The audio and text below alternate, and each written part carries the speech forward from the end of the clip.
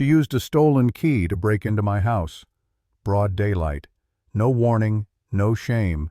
And when I confronted her, she said, "If you have nothing to hide, you have nothing to fear." That was the day I stopped being afraid and decided to make her the bluest woman in Hilton County. It started like most neighborhood disasters do at the HOA meeting. The air in that beige, windowless clubhouse smelled like burnt coffee and quiet misery. I sat in one of those metal chairs that creak just to remind you of how trapped you are. My wife Sam was next to me scrolling through her phone, probably checking our security cameras out of habit. We didn't want to be there. Nobody ever did. But if you skipped a meeting, that's how you woke up to a new rule about the size of your lawn gnomes or the height of your trash cans. Still, this night felt different. The tension was thicker, the kind that buzzes under your skin. Then she walked up to the podium, Karen Granson, our HOA president. Blonde helmet hair, ironed smile, clipboard of doom. She could probably file taxes with her glare.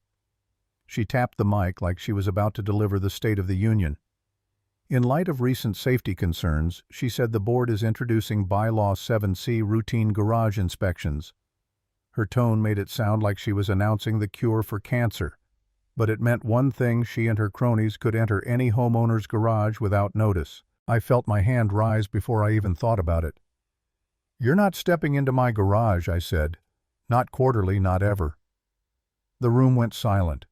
Even the AC gave up trying. She gave me that fake sweet smile, the kind that could curdle milk. "If you have nothing to hide, you have nothing to fear," she purred. That line. God, that line. I felt the heat rise in my neck. It's not fear, Karen. It's privacy.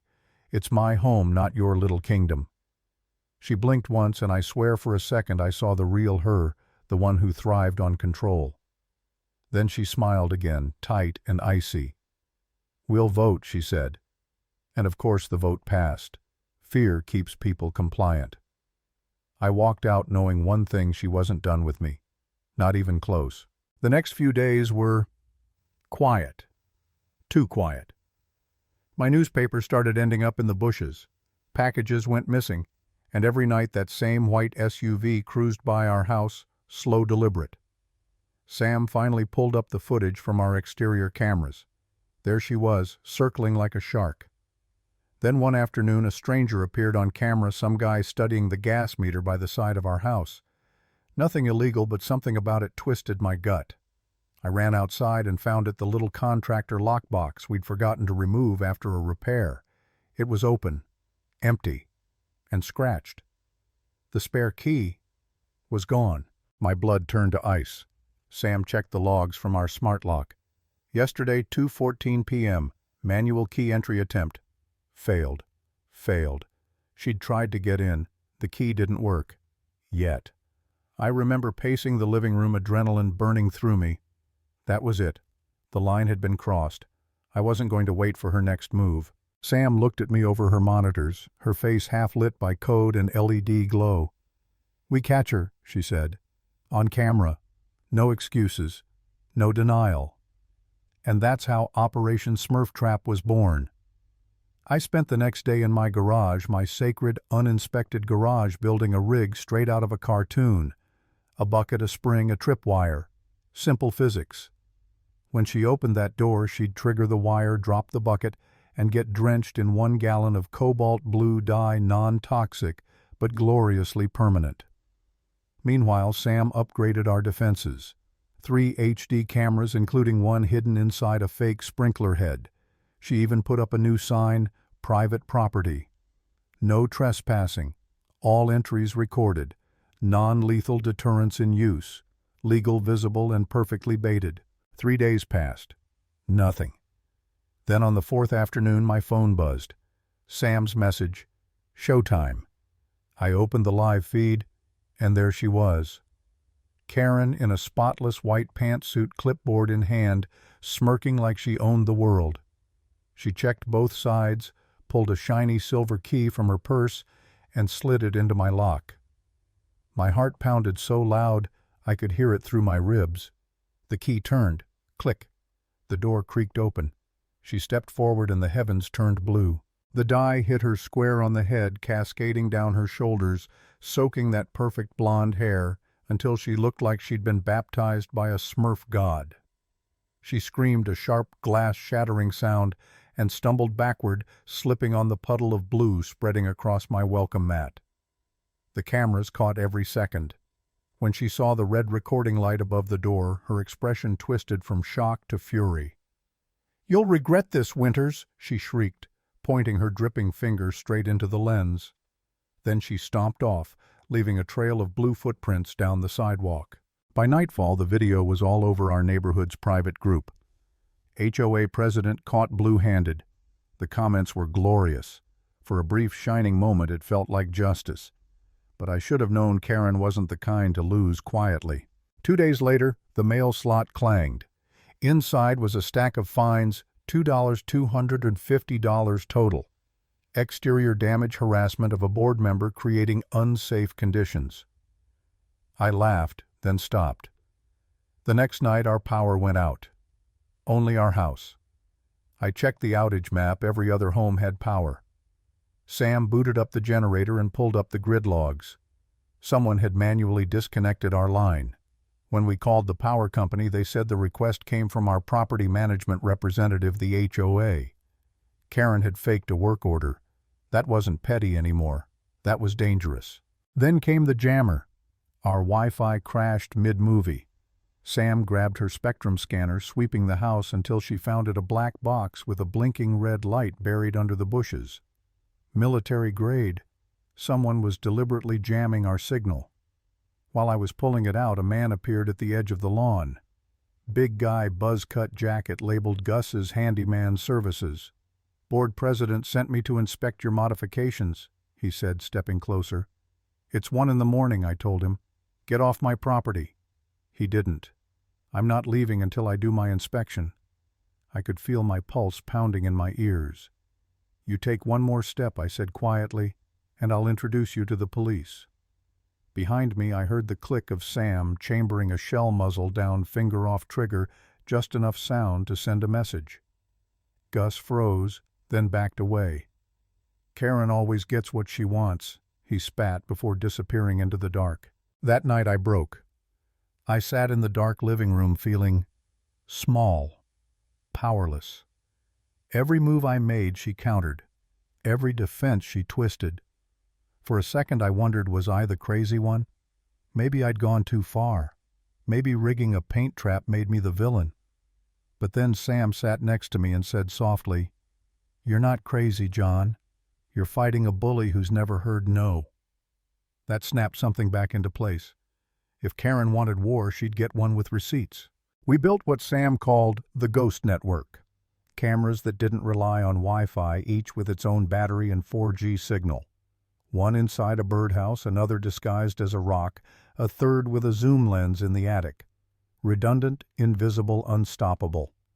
Then we set the bait. I bought a cheap fireproof safe, filled it with bricks wrapped in bubble wrap, tossed in a busted laptop, and planted a tiny RFID tracker inside. Then I made sure the neighborhood gossip old man Nate accidentally saw me moving it into the garage. Within hours, everyone knew John Winters was keeping something valuable at home. And if everyone knew, Karen knew. That Friday night, Sam and I made a show of dressing up and leaving for dinner. We parked a block away and watched our home through the drone feed. Around 9:47 p.m., a dark, windowless van crept into the street. The passenger door opened. Gus. He slipped into our backyard and pried open the kitchen window. A few minutes later, he reappeared hauling the safe. I wanted to storm back, but Sam grabbed my arm. "Wait," she said. On her phone, the tracker pinged, moving across town. We followed the dot until it stopped at a pawn shop called Honest Abe's. The next morning, we walked in calm as could be. "Morning," I said. "We're here for a black Sentry safe brought in last night." The guy behind the counter blinked. "Don't know what you're talking about."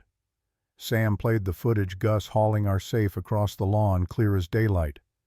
"That's receiving stolen property," she said. "Want to call the cops, or do you want to hand it over?" 10 minutes later, we left with our safe, a signed receipt, and a copy of the shop's camera footage showing Gus cashing in. Beautiful. Now we just needed to tie it back to Karen. Sam scrubbed through the original paint video frame by frame. There she said. A blue spatter-perfect starburst across the corner of Karen's leather planner. Then she pulled up Karen's public HOA Facebook page. 2 days ago she'd posted a smiling photo from a bake sale. Same planner, same blue stain. The nail in the coffin. We added witness statements from half a dozen neighbors' stories of fines, threats, and scams. And then Sam found it Article 9 of the HOA bylaws. Emergency removal of a board member with 25% of homeowners' signatures. It was time to end her reign. It took less than a week. Fear turned into anger, anger into action. We needed 40 signatures. We got 62. The night of the recall meeting, the clubhouse was packed wall to wall. Even the quiet ones showed up, arms crossed, ready. I walked to the podium holding a folder thick with proof. For weeks I began, my family has been stalked, harassed, and robbed by the person who claims to protect this community. And we are not the only ones. Karen jumped up, shrieking, "Slander, lies!" I ignored her and turned to Mrs. Gable, a sweet widow who looked like she'd rather be anywhere else. "Tell them," I said gently. Her voice shook as she described how Gus had inspected her attic and charged her $3,000 for fake repairs. By the end, she was crying. Someone yelled, "Shame!" and the room erupted. Years of fear cracked open in one glorious wave. Karen panicked. "Gus!" she shouted. "Get him out!" The man mountain moved toward me, face red, but before he reached me, a cane hooked his ankle. Old Nate. Gus tripped, crashed into a table of coffee and powdered donuts, and the room exploded into chaos. That was the end. Karen had lost the room, lost control, lost everything. The official vote was set for the neighborhood block party the following week. Sam spent the next few days orchestrating something special. "We'll finish this," she said in style. 4 houses agreed to help. On each second-story porch I installed a hidden remote-controlled tipping bucket, 5 gallons of cobalt blue dye in each. Sam built a live stream setup, multiple hidden cameras, even a drone. She sent the private link to every homeowner, a few journalists, and the local news. Tune in at 2 p.m. for a community update. When the day came, the smell of barbecue mixed with tension. Kids laughed in the bouncy castle, oblivious. I manned the grill, trying to look casual, my finger resting under the table on a big red button. Sam's voice crackled in my earpiece. "All cameras live. Viewers at 500 and climbing." Then I saw her, Karen, in another white suit, marching down the street with Gus and her 2 flunkies. They spread through the crowd, whispering threats, trying to scare voters. She reached the ballot table, slammed her manicured hand down. "This vote is illegal," she barked. That was my cue. I looked at Sam through the window. She gave a tiny nod. I pressed the button. 4 buckets tipped in perfect unison. 20 gallons of blue rained down from the sky. Karen, Gus, Barry, and Linda froze, then screamed as the dye drenched them head to toe. The crowd gasped, then burst into laughter. Pure, uncontrollable laughter. The drone caught everything, 4 blue villains standing in a puddle of their own arrogance. Right then, 2 police cruisers rolled up. Detective Miller stepped out. I handed him a flash drive with every shred of evidence we'd gathered, break-in footage, GPS logs, witness statements, the planner photo. He looked at the scene, 4 dripping criminals, and just shook his head. "You really don't do things halfway, do you?" "John." Minutes later. Karen was in cuffs, still yelling, blue dye streaking down her face. And just like that, it was over. No victory speech, no champagne, just silence and the sound of a bully finally losing her grip. Sometimes you don't fight fire with fire. You fight it with proof, patience, and a bucket of blue paint.